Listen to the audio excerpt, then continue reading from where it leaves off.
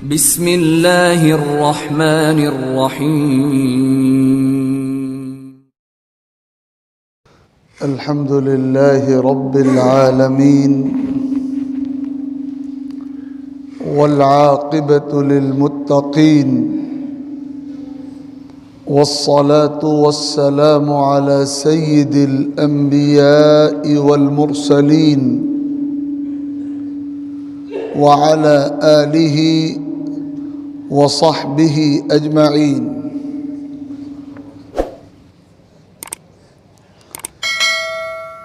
اما بعد فقد روی عن بعض السلف رحمهم اللہ تبارک وتعالی في مواعظهم وخطبهم اعمل لدنياك بقدر مقامك فيها واعمل لآخرتك بقدر مقامك فيها واعمل لله بقدر حاجتك إليه واعمل للنار بقدر صبرك عليها۔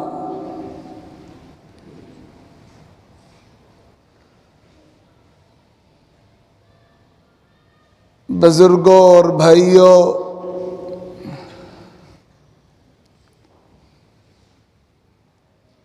اللہ رب العزت نے انسان کو دنیا کی جو زندگی عطا فرمائی ہے وہ بہت مختصر بھی ہے اور بہت مشکل بھی ہے۔ قرآن مجید میں اللہ رب العزت کا ارشاد ہے، لَقَدْ خَلَقْنَا الْإِنسَانَ فِي كَبَدٍ، ہم نے انسان کو مشقت میں پیدا کیا ہے۔ انسان پوری زندگی مشقتوں میں گھرا ہوا رہتا ہے۔ راحت کے اوقات، خوشی کے لمحات، سکون کی ساعتیں انسان کی زندگی میں کم ہوتی ہیں اور غم کے اوقات، مصیبت کی ساعتیں اور رنج اور تکلیف کے لمحات انسان کی زندگی میں کہیں زیادہ ہوتے ہیں۔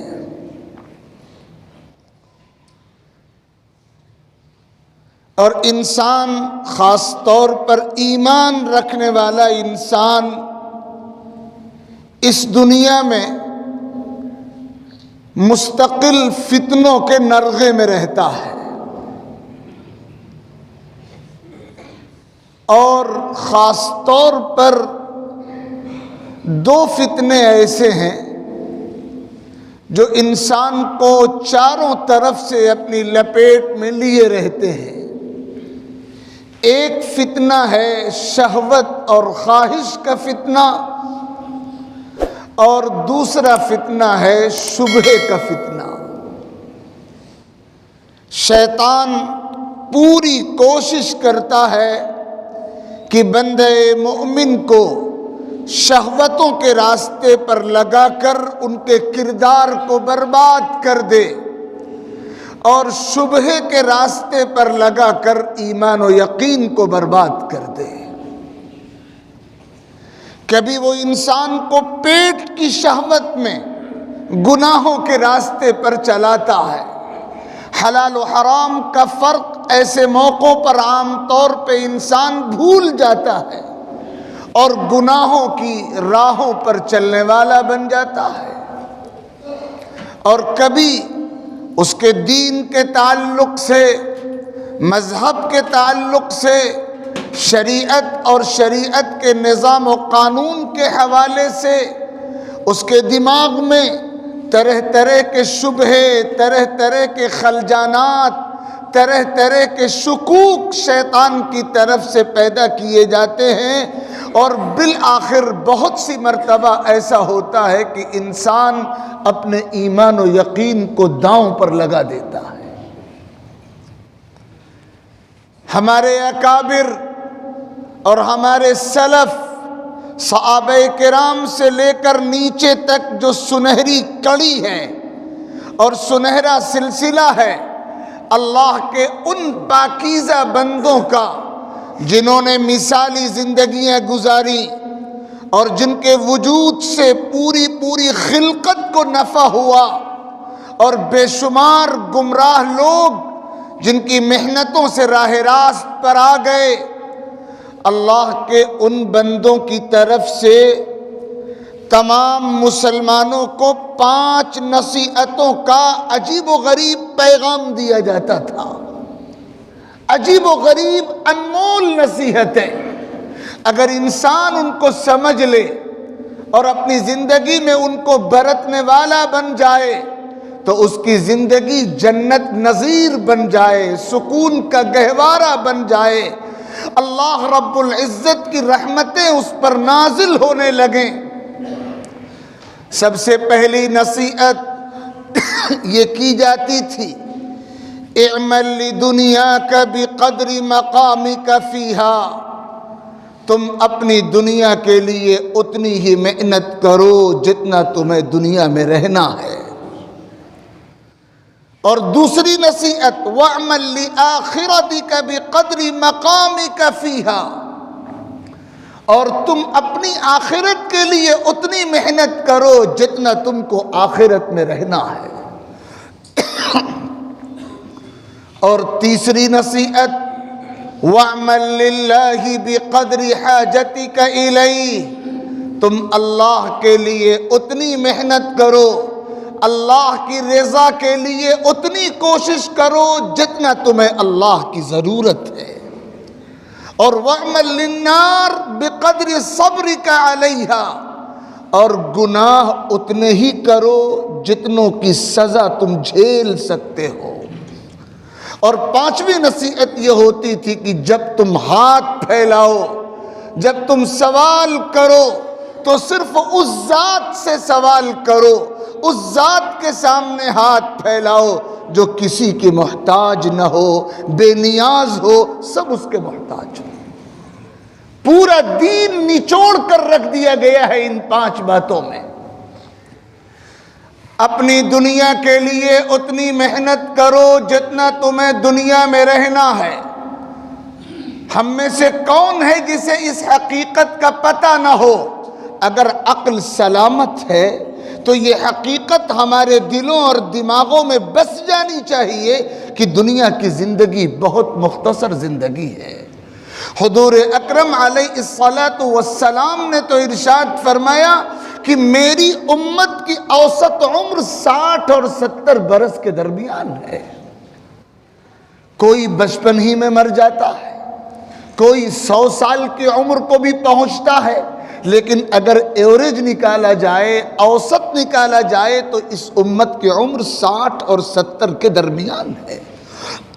اتنی مختصر زندگی ہے، اور اتنی مختصر زندگی میں انسان دنیا کی خاطر اتنی محنت کرے، دنیا کی خاطر اتنی تگ و دو کرے، اور دنیا کمانے کے لیے اور دنیا بنانے کے لیے اپنے آپ کو اس قدر کھپا دے کہ نہ اسے دین کی فکر ہو، نہ اللہ کی فکر ہو، نہ آخرت کی فکر ہو، نہ جنت کی فکر ہو، نہ جہنم کا خوف ہو، نہ اللہ کی رحمت کا انتظار ہو، نہ اللہ کے عذاب کا ڈر ہو۔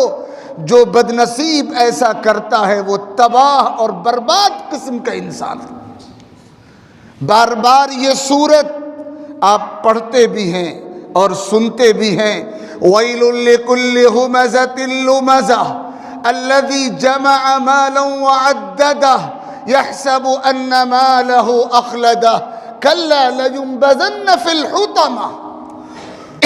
تباہی ہے ہر اس شخص کے لیے جو اپنی زبان کو قابو میں نہ رکھتا ہو، اور جو مال اکٹھا کرے، دنیا بنائے اور مال کو گن گن کر سینت سینت کر محفوظ کر کر کے رکھے، اور وہ یہ سمجھے کہ اسے اس دنیا میں ہمیشہ رہنا ہے، کبھی مرنا نہیں ہے، ایسا بد نصیب انسان جہنم میں داخل ہو کر رہے گا۔ قرآن کہہ رہا الہاکم التکاثر حتی زرتم المقابر، تم دنیا کی دولت کی کثرت کی لالچ و فکر میں لگے رہتے ہو، پوری زندگی لگے رہتے ہو، دن ہوتا ہے، رات ہوتی ہے، صبح ہوتی ہے، شام ہوتی ہے، یہی فکر یہی دھن تمہارا اوڑھنا بچھونا بنی رہتی ہے، یہاں تک کہ فرشتہ موت آتا ہے، روح قبض کرتا ہے اور تم قبر کے تاریک گڈھے میں اتار دیے جاتے ہو۔ بل تؤثرون الحیات الدنیا، تم دنیا کی زندگی کو ترجیح دینے لگے ہو۔ یاد رکھو تمہارا رب کہہ رہا ہے وَمَا الْحَيَاةُ الدُّنْيَا إِلَّا مَتَاعُ الْغُرُورِ، دنیا کی زندگی دھوکے کے سامان کے سوا کچھ نہیں ہے۔ قُلْ مَتَاعُ الدُّنْيَا قَلِيلٌ، دنیا کی پونجی بہت حقیر ہے۔ بار بار یہ بات قرآن مقدس میں دہرائی گئی ہے۔ سیدنا حضرت نوح علیہ السلام اللہ کی زمین پر اللہ کے چوتھے نبی ہیں۔ حضرت آدم، حضرت شیس، حضرت ادریس علیہم السلام، ان تینوں انبیاء کے بعد جو چوتھے نبی آئے ہیں اور جنہوں نے پوری طاقت کے ساتھ توحید کا پیغام اللہ کے بندوں اور بندیوں تک پہنچایا، قرآن مجید میں بار بار تذکرہ ہے۔ اللہ تعالیٰ نے ان کو 950 سال کی عمر عطا فرمائی تھی، 950 سال، اور جب ان کی وفات ہوئی اور وہ اللہ کے دربار میں حاضر ہوئے تو اللہ تعالیٰ نے ان سے پوچھا تھا کہ تم نے دنیا کی زندگی کیسی پائی؟ سنیے، دنیا کی زندگی کیسی پائی؟ تو حضرت نوح کا جواب تھا کہ مجھے تو ایسا محسوس ہوا کہ میں گھر میں ایک دروازے سے داخل ہوا اور دوسرے دروازے سے نکل آیا۔ 950 سال کی عمر میں انہیں یہ محسوس ہوا۔ جب دنیا سے رخصت ہوئے تو 950 سال کی لمبی عمر انہیں ایک افسانہ معلوم ہوئی۔ ایک دروازے سے داخل ہوا، دوسرے دروازے سے نکل آیا۔ جب 950 سال کی عمر کے بارے میں ان کا تأثر یہ تھا تو ہم 60 اور 70 سال کی جو عمر پاتے ہیں اس کو تو خواب ہی سمجھیں، یہی دین کا مطلوب ہے۔ ہم دنیا کے لیے اتنی محنت کریں جتنا دنیا میں رہنا ہے۔ صورتحال الٹ چکی ہے، ہم دنیا کے لیے اتنی محنت کر رہے ہوتے ہیں جیسے دنیا میں ہمیں ہمیشہ رہنا ہے اور کبھی دنیا سے رخصت نہیں ہونا ہے۔ قوم عاد کے بارے میں اللہ تعالیٰ نے قرآن مجید میں فرمایا اتبنون بکل ریع آیۃ تعبثون وتتخذون مصانع لعلکم تخلدون، کہ تم جگہ جگہ اپنی ہنرمندی کے شاہکار محل اور بلڈنگیں بناتے ہو اور تم یہ سمجھتے ہو کہ تمہیں دنیا میں ہمیشہ رہنا ہے، کبھی رخصت نہیں ہونا۔ واقعات میں لکھا ہے، آپ نے سنا بھی ہوگا کہ پرانے زمانے میں کسی بادشاہ نے ایک خوبصورت محل بنایا، بہت بلند و بالا محل، اور اس نے اعلان کر دیا کہ ہے کوئی جو اس محل میں کوئی عیب نکالے، اگر عیب نکالے گا تو اسے انعام سے نوازا جائے گا۔ تو جو بھی اس محل کو دیکھنے آتا تھا وہ مبہوت ہو کر، حیران ہو کر رہ جاتا تھا، محل کی خوبصورتی میں کھو کر رہ جاتا تھا۔ ایک فقیر آیا اور اس نے کہا بادشاہ کے سامنے کہ مجھے اس محل میں 2 عیب نظر آتے ہیں۔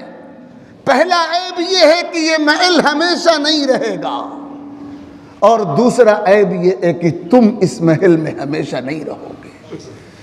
یہ محل ہمیشہ نہیں رہے گا اور تم اس محل میں ہمیشہ نہیں رہو گے۔ دنیا کی زندگی مختصر ترین زندگی ہے۔ سیدنا حضرت علی کرم اللہ وجہہ کے بارے میں آتا ہے، راتوں کو روتے تھے مصلی پہ اور ان کی داڑھی بھیگتی تھی ان کے آنسوؤں سے، اور مصلی تر ہو جاتا تھا ان کے آنسوؤں سے، اور ان کی زبان پہ دنیا کو خطاب کر کے یہ الفاظ ہوتے تھے کہ اے دنیا، میں تجھے طلاق دے چکا ہوں، میں تجھ سے کنارہ کش ہو چکا ہوں، میں تجھ سے بے تعلق ہو چکا ہوں، تو مجھے اپنے فریب میں مت لا، کسی اور کو فریب دے۔ اور کہا کرتے تھے فَعُمْرُكِ قَصِيرٌ وَعَيْشُكِ حَقِيرٌ وَخَطَرُكِ كَبِيرٌ، اے دنیا تیری عمر بہت مختصر ہے اور تیرے خطرات بہت زیادہ ہیں۔ تو سلف کی پہلی نصیحت ہے اپنی دنیا کے لیے اتنی محنت کرو جتنا دنیا میں رہنا ہے، اور دوسری نصیحت ہے اپنی آخرت کے لیے اتنی محنت کرو جتنا آخرت میں رہنا ہے۔ ہم میں سے کون ہے ایمان والا اور مومن ہو ہی نہیں سکتا کوئی جب تک اس حقیقت کو نہ مانتا ہو کہ دنیا کی زندگی ختم ہوگی اور آخرت کی زندگی ہمیشہ ہمیش کی زندگی ہے۔ آخرت کی زندگی ابد الآباد تک رہے گی، اور عقل مند وہی ہے جو آخرت کی تیاری کرتا ہو۔ حدیث پاک میں فرمایا گیا من احب دنیاہ اضر بآخرتہ، جو دنیا کو اپنی ترجیح بناتا ہے وہ آخرت کھوٹی کر لیتا ہے۔ ومن احب آخرتہ اضر بدنیاہ، اور جس کے سامنے آخرت ہوتی ہے اسے دنیا کے نقصان کی پرواہ نہیں کرنی چاہیے۔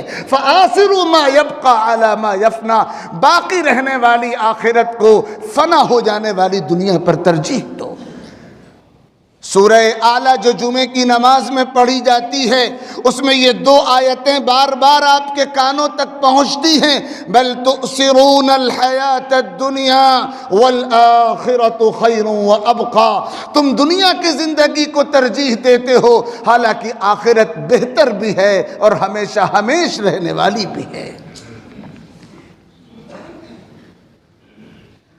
تاریخ پڑھیے آپ حضور اکرم علیہ الصلاۃ والسلام کی، صحابہ کرام کی، سلف امت کی، بزرگان دین کی، کہ انہوں نے کیسے اپنے آپ کو دنیا سے بے تعلق رکھا اور اپنی آخرت کو بنانے کے لیے محنت کرتے رہے، راتیں عبادتوں میں گزار دی، دن عبادتوں میں گزار دیے۔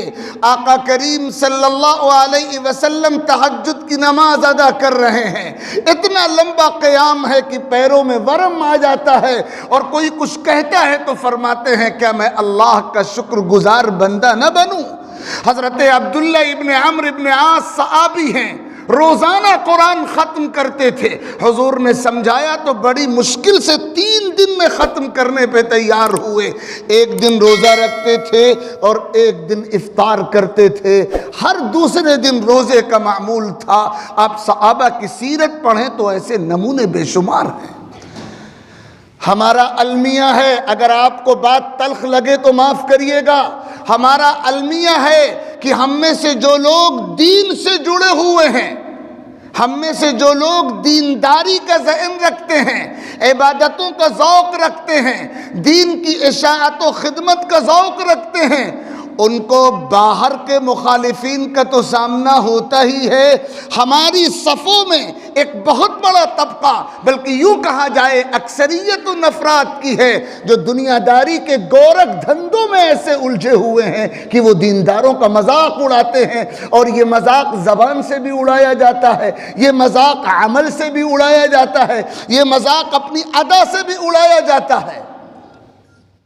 کتابوں میں یہ بات لکھی ہوئی ہے کہ کچھ نوجوان سرپھرے منچلے عصری تعلیم سے وابستہ دریا کی سیر پر گئے اور کشتی چل پڑی دریا میں، اور ملاح جو کشتی چلا رہا تھا وہ ملاح اپنے کام میں لگا رہا، اور ان نوجوانوں کو مذاق سوجھا تو کسی نوجوان نے مذاق کرتے ہوئے ملاح سے یہ کہا کہ آپ نے سائنس پڑھی ہے؟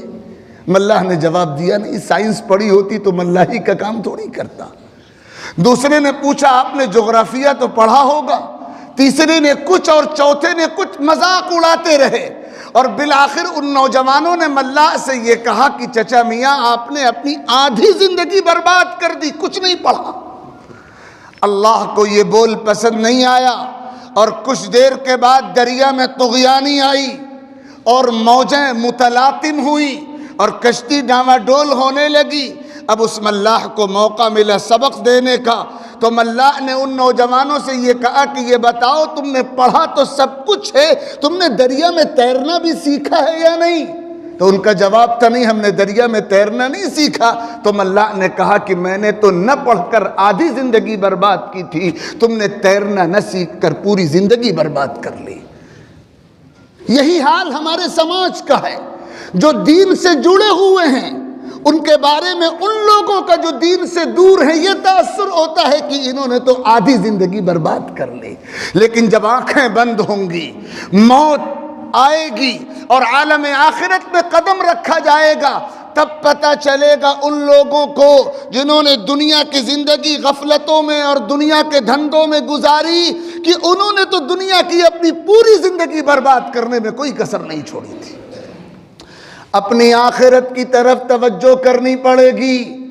دنیا میں چند دن رہنا ہے، اس لیے دنیا کے لیے محنت یہاں کے قیام کی مدت کے بقدر ہونی چاہیے، اور آخرت میں ہمیشہ ہمیش رہنا ہے، اس لیے وہاں کے لیے محنت وہاں کے قیام کے بقدر ہونی چاہیے۔ اور تیسری نصیحت یہ کی گئی کہ اللہ کو راضی کرنے کے لیے اتنی محنت کرو جتنا تمہیں اللہ کی ضرورت ہے۔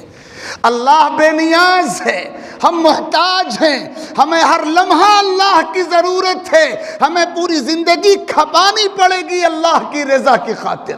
اور چوتھی بات یہ کہی گئی، گناہ اتنے ہی کرو جتنے کی سزا جھیل سکتے ہو، اور ہم یقین رکھیں کہ ہم کسی گناہ کی سزا جھیل نہیں سکتے۔